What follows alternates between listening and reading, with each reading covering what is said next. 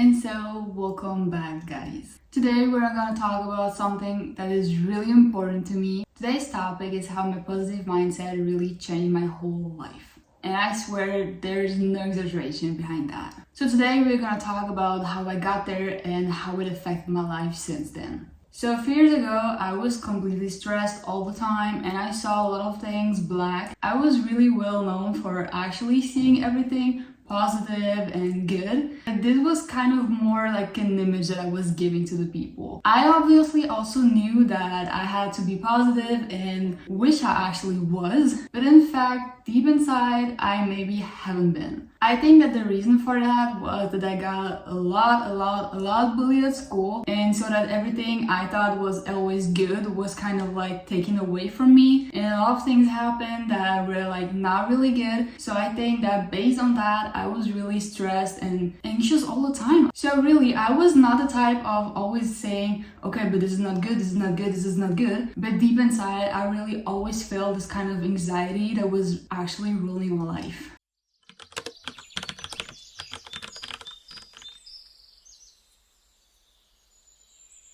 All of that got further and further every time, and at some point I broke up with my ex-boyfriend and there was a complete breakdown. Even before the breakup, I was really in a bad mood because he was kind of pushing me through that. It was really hard to me. I didn't really like what I was studying anymore. I just thought that I wasn't made for that. I don't know, I had lost a lot of weight, but my body wasn't still what I wanted. I didn't have a lot of friends. Everything was kind of going down. So when we broke up for real, I was really shattered. Like I was deep down. For a few weeks, I really didn't know what I should do anymore. I really got into a bad place. I stopped eating for several days, even more than a week. I didn't went up anymore. I wasn't even on my phone anymore. Like all day long, my phone was just somewhere up there and I was really doing nothing in bed, just crying and trying to figure out what I could do. But I was so anxious about it that every time I thought about something, I just had again a nightmare of that.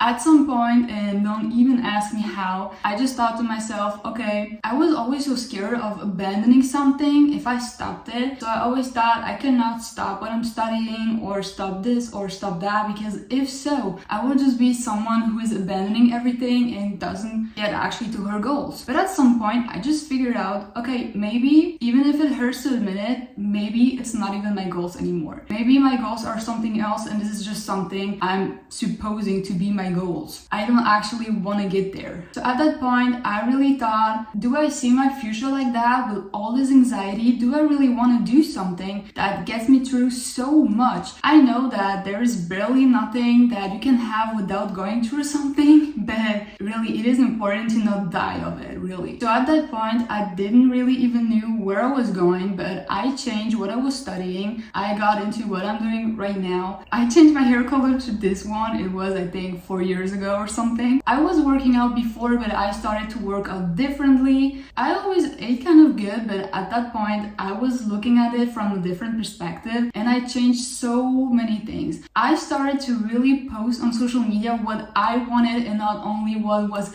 acceptable or not lame or not ashamed to post. And this is kind of how we got there. At that time, I didn't have a lot of self-worth, and even though my parents were always backing me up, with my ADHD it was always really difficult for me at school. So I automatically said I cannot do this because there are, I don't know, maths. I cannot do this because there is that, and I will never get there. I was maybe limiting myself to too much, and at some point I just thought that all of these things that seem really cool but not reachable, maybe they are, just in a different way. So I started to look whatever I could do in this direction to get there. Even if maybe I don't do everything 100% how they wanted to get there, I just want to get there somehow. And when I will be there, I can just do it my way. So it could seem like a paradox, but at that time, I decided to not talk to a lot of people anymore and at the same time to actually do. So I got really selective and thought to myself, I'm starting kind of like my life new. I really wanted to focus on the people that actually supported me before. I didn't get into a fight with anyone or something, but I really selected who I wanted to talk about all of this new adventure and who I wouldn't. As I said, I changed my studies and it was really hard for me in the beginning because I really thought that the thing that I was doing before was really meant for me, and everyone was always telling me that. But right now, 4 years after, I really can say maybe it just wasn't. I started to read, I started to post on social media. The thing about all of that was really that I didn't want to care what other people think. I was always pretending I didn't care about what people were saying, but I think that I kind of did. So I really started to read things that people around me were not reading. I really started to post things that people were not posting around me, and to develop some interest into some things that people were not even talking about. And the best part of it was that I kind of like wasn't ashamed anymore, because I just thought to myself, I've been in such a bad place before, I just don't even care anymore.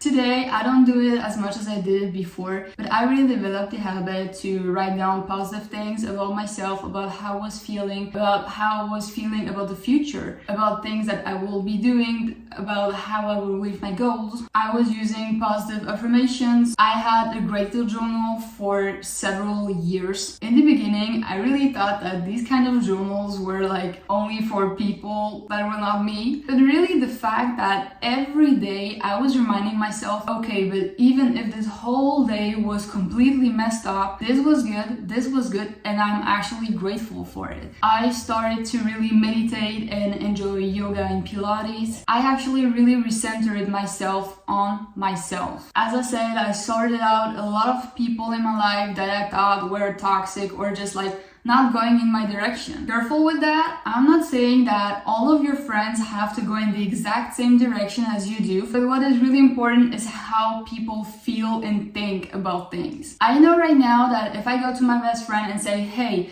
I have this going on, what do you think about it? She will be able to just tell me from a different perspective what I'm thinking. It is really important to be with people who has the same values as you. I know that I had a friend before, and I know that I was kind of mockery with her. We were not bullying anyone because, I mean, I've been bullied so much. I just know how it feels like, and I will never do that. But we were always kind of like laughing about everything, even people we didn't really knew, like just some different things. Like there was nothing personal, but we were always laughing about it and making more and more jokes about it. And at some point I just felt like, okay, but this is actually kind of like really a negative way to go through life, and I don't want to be that kind of person anymore. Another thing that was really hard for me was getting detached from some people. I really get attached easily, and as I said, I don't like to push away people because I know how it feels like, but I really made the difference between pushing away people and being mean to them and just don't wanting the same things anymore. So really the people I felt like were kind of like too much, or were not going into my direction, or were always criticizing everything and everyone, I just decided that they are not my people. So of course I can say hello to them, I can have a small talk with them, but they will not be my friends anymore. There are 3 things I really want to talk about because I kind of knew them before, but I didn't really acknowledge them before. So first thing is getting out of your comfort zone. I knew it before, but I always just thought that it was kind of like going out for dinner alone or something, but actually it means so much more. Above doing in your sports, for example, it is the capacity of being able to say, hey, I'm doing this in your sports, or hey, do you do that too, or things like that. Of course, I can never ever recommend it enough, but travel alone is so important. I can really understand some people that will maybe not like to do that, but you can also just start with doing day trips or just weekends all on your own. This is so important. It is so important sometimes to just go through the street, for example, and see things that you maybe wouldn't have seen if you were talking with somebody else. Or even if it's not really negative, but go somewhere where you want, besides letting someone else decide where you're going. Also, when you're traveling alone, you always meet some cool people, or generally you're just more open to see people, chat with people, even if it's small talk. You learn so much more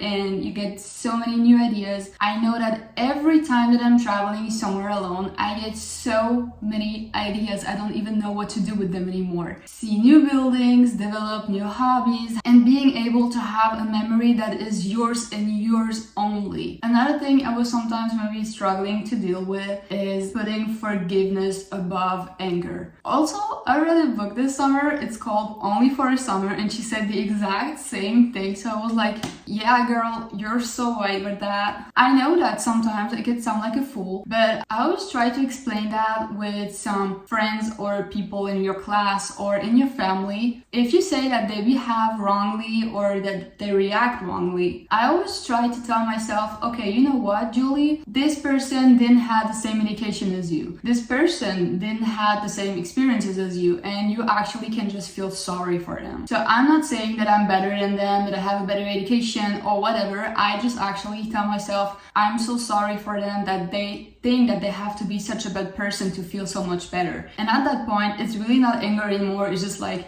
oh, wow, you have to be like that to feel better. I'm feeling so sorry for you. And it's really honest. Like right now, you could maybe think that I'm joking, but actually I really feel sorry for them because life could be so much easier and nicer to you. What was the other thing? Oh yeah, I know. And another thing is spending a lot of time alone. So I'm hyperactive, I'm super social, I love to spend time with a lot of people, and I really don't have this problem of a social battery or whatever. But it is so important to do a lot of things alone. I'm not even talking about any kind of comfort zone right here, but sometimes just being alone, reading a book, watching a movie, doing something, do your cleaning or whatever, just things that will actually set you back, where you have time to think, but you're active in that time. Because if you're just on your bed and you're thinking, you will kind of just lose some time. If you're doing something, you will not. But the other thing about that is also to remind yourself, okay, even if I had a stressful day, if something bad happened or whatever,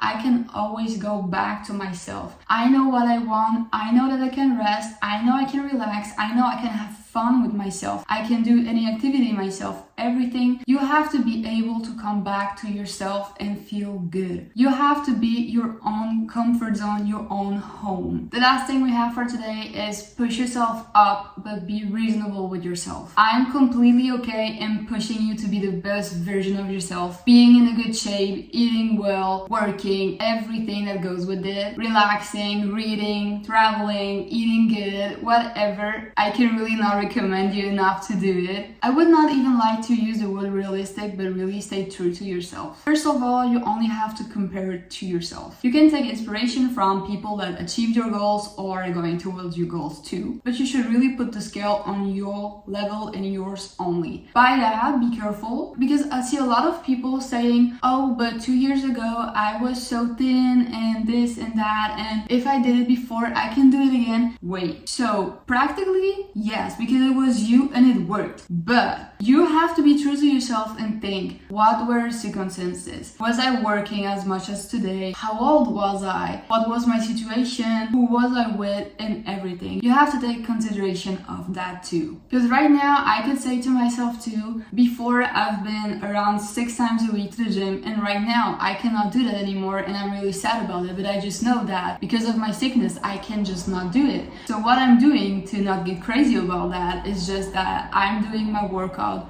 softly a few times a week at home, where I'm doing, for example, 10 minutes of yoga every day. So maybe I really want to do sports 6 times a week too, like I did before, but I cannot do it in the same way as I did. And it doesn't mean that I'm worse than before, just something that keeps me up. And that way I can stay proud of myself, because I really tried everything and I did everything that was in my capacity to do it. And I'm not overworking myself, because I know that if I overwork myself in that, I will not be able to get to my other goals. You just have to get to your goal and don't look at what other people are necessarily doing. And this is actually what makes the world so beautiful, because not everyone is the same, and this is so good. Because just imagine everybody will be the same. I can understand if you could say, I really want to be exactly like this person because she's got everything I want, but most of the time, first of all, you don't even know what this person is going through, but second, maybe you can be like her but as you, and it will be even better. Maybe you will have an idea that is